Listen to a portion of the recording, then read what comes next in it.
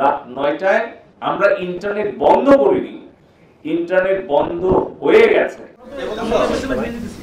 গত বছরের 27 জুলাই এমন উদ্ভট বক্তব্য দেয় জুনাইদ আহমেদ পলক। জুলাই আন্দোলন দমাতে মিথ্যাচার চালিয়ে ইন্টারনেট বন্ধ করে দেয় ফ্যাসিস্ট হাসিনা সরকার। বৈষম্য বিরোধী আন্দোলনে দমন-পীড়ন আরও নির্বিঘ্নে চালাতে, আন্দোলনকারীদের বিচ্ছিন্ন করে দিতে এমন মিথ্যা ও প্রতারণার জাল বুনে স্বৈরাচার। সে সময় সরকার শুধু সামাজিক যোগাযোগ মাধ্যম বন্ধ করেই ক্ষান্ত হননি, পুরো দেশকে বিচ্ছিন্ন করে ইন্টারনেট থেকে। শেকড় থেকে শিখরে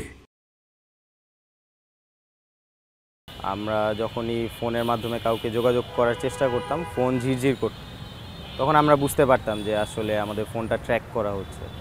বাকের ভাইয়ের সাথে যোগাযোগ করার চেষ্টা করি, আসিফ ভাই, তারপর আমার বন্ধু রিফাত, ফোনেই যোগাযোগ করছিলাম। আর যেহেতু ইন্টারনেট ব্ল্যাক আউট করে দেওয়া হয়েছিল, আমাদের ম্যাসভাবে যোগাযোগ করার কোনো অপশন ছিল না। আমরা গুটি কয়েক মানুষের সাথেই যোগাযোগ রক্ষা করতে পেরেছিলাম। আন্দোলন করছিলাম, আমাদের একটা গ্রুপ করাইছিল, ওই গ্রুপগুলোতে আমরা প্রত্যেকজনের প্রতিনিধি ছিল। তো আমরা একজন প্রতিনিধি, দুইজন প্রতিনিধিকে আমরা বললেই ওরা সবাইকে ওই গ্যাদারিং করে নিয়ে আসতো।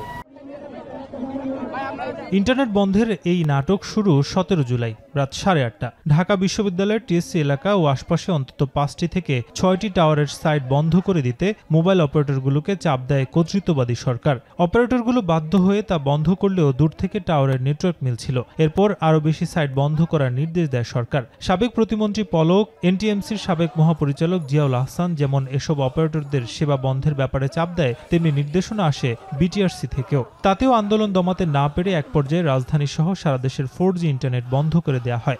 কি পরিস্থিতিতে সেটি করতে বাধ্য হয় টেলিকম অপারেটররা? ইন্টারনেট কিন্তু এখন আমাদের এটাকে একটা মৌলিক অধিকারই বলা চলে।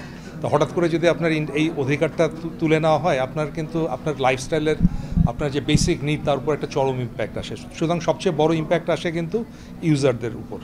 আর যারা আমরা এই সার্ভিসগুলো প্রোভাইড করছি তাদের উপরেও তো অবশ্যই আসে, আপনারা বুঝতে পারেন। সরকার যদি পারমিশন দেয় ইন্টারনেট চালু হবে, সরকার যদি বলে যে ইন্টারনেট বন্ধ থাকবে তাহলে বন্ধ থাকবে।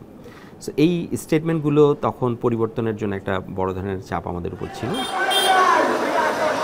যদিও তখনও পাওয়া যাচ্ছিল ব্রডব্যান্ড ইন্টারনেট সেবা। আন্দোলনকারীরা তা ব্যবহার করেই ফ্যাসিস্ট সরকারের চালানো নির্মম হত্যাকাণ্ডের ছবি ও তথ্য তুলে ধরছিলেন নেট দুনিয়ায়, যা সাবেক আওয়ামী লীগ সরকারকে আরও চাপে ফেলে দেয়। তখন এই ব্রডব্যান্ড ইন্টারনেট বন্ধেরও অজুহাত খুঁজছিল কর্তৃত্ববাদী সরকার। মোবাইল ইন্টারনেট না থাকায় চাপ বাড়ে ব্রডব্যান্ড সেবায়। এরপরই 18 জুলাই মহাখালীর এই খাজা টাওয়ারে বেশ কিছু আইআইজি অপারেটর এবং আইএসপি অপারেটর আছে।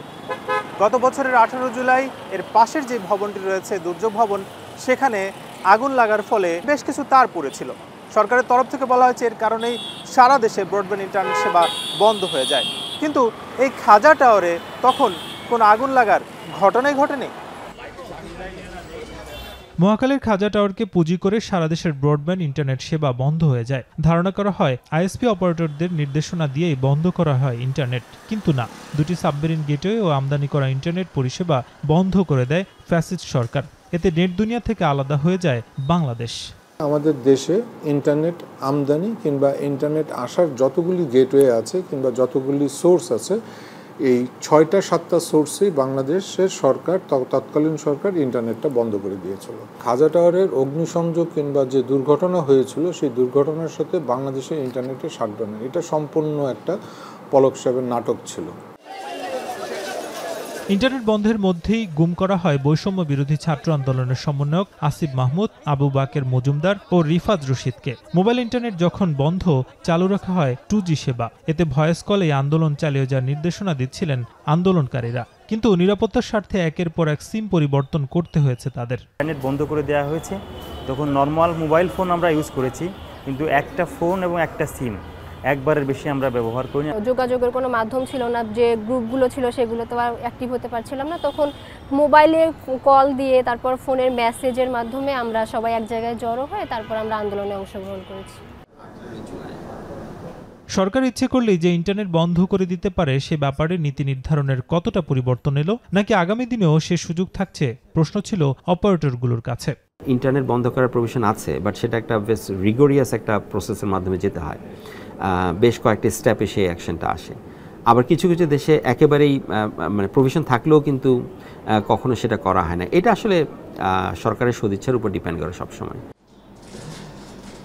মোবাইল ইন্টারনেট 13 দিন আর ব্রডব্যান্ড 8 দিন বন্ধের ফলে দেশে ই কমার্স কমার্স ভিত্তিক ব্যবসায় যেমন ধস নামে, তেমনি আমদানি রপ্তানি ও রেমিটেন্স প্রবাহ মুখ থুবড়ে পড়ে। এক সমীক্ষা বলছে এতে ক্ষতি হয় প্রায় $10 বিলিয়ন। নাজমুস সাকিব, এখন, ঢাকা।